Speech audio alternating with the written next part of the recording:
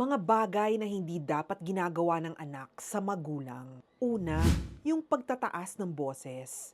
Aminin mo, ilang beses mo nang nasagot ang magulang mo ng pabalang. Yung tipong simpleng tanong lang nila, pero ang sagot mo may kasamang inis, galit o yabang. Pero naisip mo na ba, bago ka natutong sumigaw, sila muna ang nagturo sa'yo magsalita. Hindi mo kailangan manalo sa argumento kung kapalit naman ito ay respeto. Kasi sa dulo, hindi naman importante kung sino ang tama. Ang importante, hindi mo sila nasaktan. Pangalawa, yung pag-alis ng bahay nang hindi nagpapaalam. Akala mo, kinokontrol ka nila? Hindi. Nag-aalala lang sila. Hindi mo kasi makikita yung takot nila. Pero, nandun yun sa bawat minuto na hindi ka nila makontak. Sa bawat oras na hindi ka umuuwi, hindi sila galit. Natatakot lang sila na baka may mangyari sa'yo. Kaya next time na lalabas ka, magpaalam ka naman. Hindi dahil kailangan mo ng permiso, kundi may puso na nag-aalala para sa'yo. Aso nga hinahanap eh.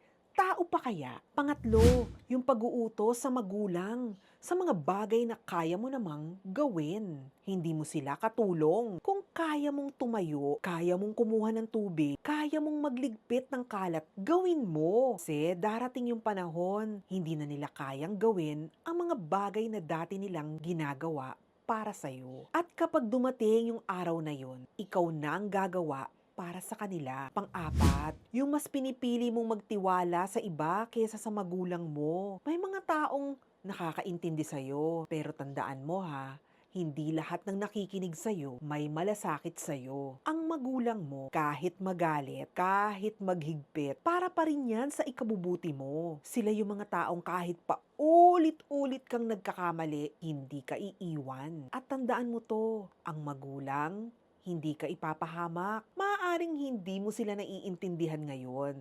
Maaaring feeling mo, masyado silang strict, masyadong pakialamero. Pero, balang araw, maiintindihan mo rin kapag ikaw na ang nag-aalala.